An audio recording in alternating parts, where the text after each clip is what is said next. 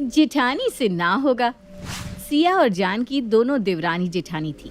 यूं तो दोनों के नाम का मतलब बिल्कुल एक जैसा था, लेकिन दोनों के व्यवहार में जमीन आसमान का अंतर था।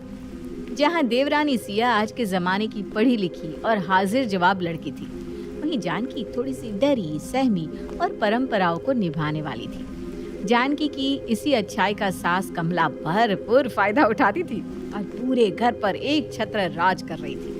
घर के साथ साथ बहू जानकी की पूरी जिंदगी का कंट्रोल भी उसने अपने हाथ में ले रखा था। बड़ी बहू, मुन्ना के टिफिन के लिए आज आलू की सूखी सब्जी और पराठे बना देना। ठीक है माँ जी, जैसा आप कहें। मम्मी, मुझे आलू की सब्जी से पराठे नहीं खाने। मैंने आपको रात को ही कहा था मुझे आज टिफिन में सैंडविच ले जाना है। बेटा, दादी जो कह रही है ना, चुपचाप वही ले जाओ। क्यों सुबह सुबह तमाशा करवाना चाहती हो? मम्मी, मुझे एक दिन भी अपने पसंद का लंच नहीं मिल सकता। मुझे हमेशा दादी की पसंद का खाना ही क्यों ले जाना पड़ता है? मुन्ना की बातों का जानकी के पास कोई जवाब नहीं था। इस बार भी मेरे मैथ्स टेस्ट में नंबर कम आए। टीचर ने आपको स्कूल में बुलाया है। आज आप दोपहर में उनसे मिलने के लिए स्कूल जरूर आ जाना। ठीक है बेटा, मैं टीचर से मिल लूंगी, तुम स्कूल जाओ। दोपहर में जानकी स्कूल जाकर टीचर से मिलकर आती है। मुन्ना पढ़ाई में कमज़ोर होता जा रहा है। मुझे लगता है अब उसका ट्यूशन लगा ही देना चाहिए। अगर शुरू से ही उसका बेस कमज़ोर हो गया तो आगे चलकर उसे पढ़ाई में बहुत दिक्कत आएगी। अरे चुप कर, तू तीसरी क्लास में पढ़ता है अभी तेरा मुन्ना। अभी से उसे कोचिंग की लत लगाने की कोई ज़रूरत नहीं है। उसको बोल स्कूल में जो मैडम पढ़ाती है ना, उसे मन लगा कर पढ़ा करे। मैंने तो अपने बच्चों को कभी ट्यूशन नहीं भेजा, तो क्या हमारे बच्चे पढ़े नहीं? बात लगने वाली नहीं है माँ जी। उसका गणित कमज़ोर है और उसे गणित में मदद की ज़रूरत है, ऐसा उसके टीचर का भी कहना है। गणित के कारण मेरा बच्चा क्लास में पिछड़ता जा रहा है माँ जी। बड़ी बहू, जो मैंने कह दिया तो मतलब कह दिया। अपना दिमाग घर संभालने में लगाओ। ये बात बात पर मुन्ना मुन्ना करके ज़्यादा ड्रामा करने की ज़रूरत नहीं है। तुम दुनिया की पहली माँ नहीं हो जो इतनी हाय तौबा मचा रही हो। आने दो मुन्ने को स्कूल से। कम नंबर लाया है ना, आज उसके कान में बैठूंगी तो देखना अगली बार खुद मेहनत करना सीख जाएगा। सास कमला अपने आगे जानकी की कोई बात सुनने को तैयार ही नहीं थी। कुछ देर बाद, माँ जी, मेरे पापा की तबीयत ठीक नहीं है, मैं कुछ देर के लिए उनसे मिलकर आऊँ? अरे नजदीक में ससुराल होने का मतलब ये नहीं है कि माँ बाप को छींक भी आ जाए तो फुदक कर मायके पहुँच जाओ। तो क्या डॉक्टर नहीं है जो वहाँ जाकर उन्हें ठीक कर देगी? अपने पापा को बोल तबीयत ठीक नहीं है तो जाकर डॉक्टर को दिखाए। क्या बात बात पर बेटे को फोन मिला देते हैं। ठीक है माँ जी। क्या ठीक है माँ जी? अरे आपके पापा की तबीयत खराब है, आपको माँ जी से परमिशन लेने की जरूरत ही क्या है? वो होती कौन है आपको अपने पापा से मिलने से रोकने वाली?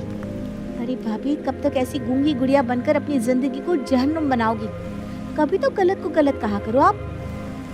सुबह मुन्ना टिफिन में क्या ले जाएगा, मुन्ना ट्यूशन जाएगा या नहीं जाएगा, कौन कब कहाँ जाएगा, क्या खाएगा, सब कुछ माँ जी ही तो तय करती है। और सबसे बड़ी बात, वो आप पर इतनी हावी इसलिए होती है क्योंकि आप उन्हें अपने ऊपर हावी होने देती हैं। आपको शुरू से ही गलत बातों का विरोध करना चाहिए था। पता नहीं भाभी किस मिट्टी की बनी हो आप। देखो सिया, मेरे संस्कार मुझे माँ जी की बातों को काटने की इजाजत नहीं देते। अरे वो हमारे घर की बड़ी हैं, ऐसे कैसे मैं उनकी बात को गलत साबित करके अपनी चला सकती हूँ? अरे भाभी, बड़े और छोटे जैसी कोई बात ही नहीं होती। अगर कोई बड़ा गलत बात करे तो उसका विरोध करना बहुत ज़रूरी होता है। अगर माँ जी बड़ी हैं तो उन्हें बड़ों जैसा व्यवहार भी तो करना चाहिए ना, ताकि सभी लोग उनकी इज्जत कर सके। वो तो घर पर तानाशाही चला रही हैं। लेकिन मैं क्या करूँ, तुम ही बताओ। मैं उनके सामने जाती हूँ तो जैसे मेरी बोलती ही बंद हो जाती है। अब चिंता मत करो भाभी, सासू माँ को सही लाइन पर लाने के लिए अगर मुझे आपको ट्रेनिंग देनी पड़े तो मैं उससे भी पीछे नहीं हटूंगी। तो आपकी ट्रेनिंग का सबसे पहला चैप्टर ये है कि माँ जी आज के बाद आपसे जो भी काम करने के लिए कहें, आपको उसके उल्टे ही जवाब देने हैं। जैसे माँ जी कहेंगी कि मुन्ना के लिए पराठा बना दो, तो आप कहोगी मुन्ना के लिए पराठा नहीं नूडल्स बनेंगे। समझ गई आप? अरे हाँ, समझ गई। सिया जानकी को टिप्स दे रही थी, तभी उससे सास की कड़कती आवाज सुनाई देती है। जानकी बहू। जी माँ जी। सुनो, कल सुबह 4 बजे उठकर 8 लोगों का खाना तैयार कर देना। मैं अपनी सहेलियों के साथ गंगा नहाने जा रही हूँ। सबका खाना यहीं से तैयार होकर जाएगा, समझ गई? 8 लोगों का खाना माँ जी, वो भी सुबह 4 बजे? क्यों, कोई दिक्कत है क्या? नहीं तो माँ जी, मैं सोच रही थी 3 बजे ही उठ जाऊंगी। 8-10 लोगों का खाना बनाने में काफी समय भी तो लगेगा ना। वो तो देख ले, मेरी सहेली कह रही थी खाना बाहर खा लेंगे, लेकिन मैंने तो साफ मना कर दिया। अरे पूरा दिन घर में बैठी मक्खी आई तो मारती रहती, 8-10 लोगों का खाना बना दोगी तो क्या फर्क पड़ जाएगा? अरे भाभी, जब माँ जी आपको कह रही थी कि आप घर में बैठकर मक्खियाँ मारती हो, तो आपको बोलना चाहिए था ना कि पूरा दिन गधा मजदूरी करती हो आप, और उसके बदले में यही इनाम मिल रहा है आपको कि माँ जी अपनी सहेलियों के सामने हम लोगों की बदनामी करती है। मैंने आपको सिखाकर भेजा था कि आपको माँ जी को सब कामों के लिए हाँ नहीं बोलना, और आप वहाँ जाकर फिर से हाँ कहकर आ गई। 4 की जगह सुबह 3 बजे उठ जाओगी, हद है भाई। मैंने बताया तो था, माँ जी के सामने मेरी सिट्टी पिट्टी गुम हो जाती है। तुम्हें बताओ मैं क्या करूँ? अरे जिठानी जी, आपसे ना हो पाएगा, आप तो रहने ही दो। एक बार कोशिश करके देखते हैं ना। ठीक है। अगर मैं आपको कागज पर लिख कर दे दूं और आप उसे अच्छी तरह याद कर लो तो कैसा रहेगा? ये बहुत अच्छा आइडिया है। तो ऐसा करो माँ जी, जिन बातों के लिए रोज मुझे परेशान करती है ना, उन सारी बातों के जवाब लिखकर पर्ची पर मुझे दे दो, मैं अच्छे से याद कर लेती हूँ। सिया अपनी जिठानी को पर्ची में जवाब लिख कर दे देती है। अगले दिन, मैंने कहा था ना मुझे सुबह जल्दी ही गंगा स्नान के लिए निकलना होगा। कान पर जो रहेंगी थी तुम्हारे, हैं? लाओ, टिफिन पैक हो गया तो टिफिन पकड़ा दो। हाँ माँ जी, ये लीजिए। टिफिन वाला बैग तो बड़ा खाली खाली सा लग रहा है, क्या बात है? तो खुद 5 बजे उठी थी और ये आधे घंटे में सब बन भी गया। 8 लोगों का खाना तूने बड़ी जल्दी बनाकर पैक कर दिया। 8 लोगों का नहीं है मम्मी जी, सिर्फ 2 लोगों का खाना है, आपका और पापा जी का। क्या?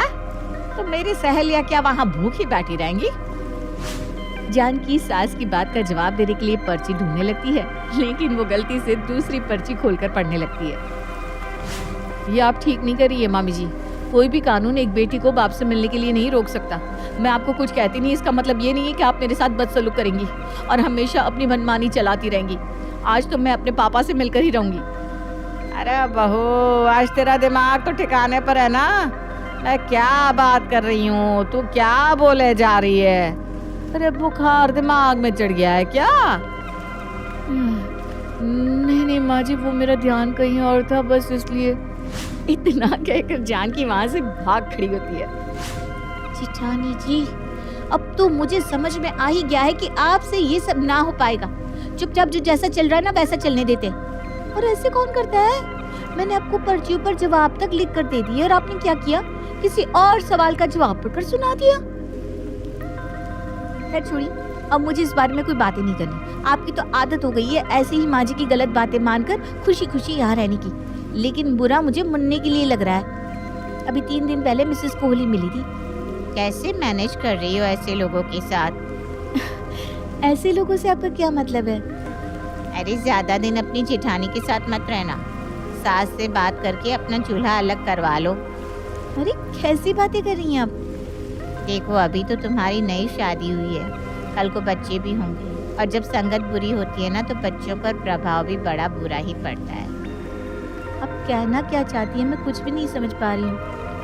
अरे भाई, तुम्हारी जेठानी का बेटा कितना बिगड़ा हुआ है, ये बात कॉलोनी में सभी लोग जानते हैं। अब एक बिगड़े हुए बच्चे के साथ तुम्हारा बच्चा बड़ा होगा तो वो कोई अच्छे संस्कार तो सीखेगा नहीं, वो भी गलत बातें ही सीखेगा ना।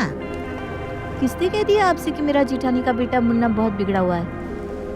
अरे तुम्हारे घर की बात है तो समझ लो, तुम्हारे घर के ही किसी आदमी ने बताया होगा। हमें कोई सपने तो आए नहीं, तुम्हारी सासू माँ ने बताया। सिर्फ मैं नहीं, पूरी कॉलोनी इस बात को जानती है। तभी मुन्ने के साथ हम लोग अपने बच्चों को खेलने नहीं देते। क्या कहा तुमने? माँ जी ने मेरे मुन्ने के बारे में ऐसा अनाप शनाप कहा है? अरे मेरा भोला सा बच्चा कभी किसी से ऊंची आवाज में बात तक तो नहीं करता, उसे सारी दुनिया में बिगड़ा हुआ बच्चा कहकर बदनाम कर रखा है। आज मैं माँ जी को छोड़ूंगी नहीं, आज उन्हें मेरी बातों का जवाब देना ही होगा। इतना कहकर जानकी गुस्से में सास कमला के पास पहुंच जाती है। माँ जी, मेरा मुन्ना बिगड़ा हुआ है ना, तो आज आप बताइए आखिर क्या खराबी है मेरे मुन्ने में, जिसकी वजह से आपने सारी दुनिया में उसे बिगड़ा हुआ बच्चा कहकर बदनाम कर दिया है? अब मुझे समझ में आया कि कॉलोनी के बच्चे मेरे मुन्ने के साथ खेलना क्यों नहीं चाहते। मिसेस कोहली, मिसेस वर्मा मुझे देखकर मुंह क्यों चढ़ा लेती है। अरे माँ से भी बढ़कर सम्मान किया मैंने आपका, और बदले में आपने मेरे साथ क्या किया? सारी दुनिया में झूठी बदनामी। जैसा आपने अपने बहू और पोते के साथ किया है ना माँ जी, ऐसा कोई दुश्मन के साथ भी नहीं करता। अरे कॉलोनी में किसी के साथ उठने बैठने लायक नहीं छोड़ा आपने मुझे। आज के बाद अगर आपने मेरे बेटे के बारे में कुछ भी बकाना तो मुझसे बुरा कोई नहीं होगा। बहुत कर लिया मैंने आपका सम्मान। आज के बाद मुझसे ऊंची आवाज में बात करने से पहले आप 4 बार सोच लीजिएगा। मैं बर्दाश्त करती जा रही हूँ, इसका मतलब ये नहीं कि मेरे अंदर सही और गलत के बीच में अंतर करने की समझ नहीं है। आपकी चालाकियां खूब समझती हूँ मैं। सास को जबरदस्त झाड़ लगाने के बाद गुस्से में बड़बड़ाते हुए जानकी वापस सिया के कमरे में आती है। अरे भाभी कमाल हो गया, आज तो मुझे आपको कुछ ट्रेनिंग देने की भी जरूरत नहीं पड़ी और आपने जाकर माँ जी की अकल ठिकाने भी लगा दी। अब वो इस जन्म में तो आपसे पंगा लेने से रही। मुझे तो लगता था जेठानी जी आपसे ना हो पाएगा, लेकिन इस बार तो आपने कर ही दिखाया।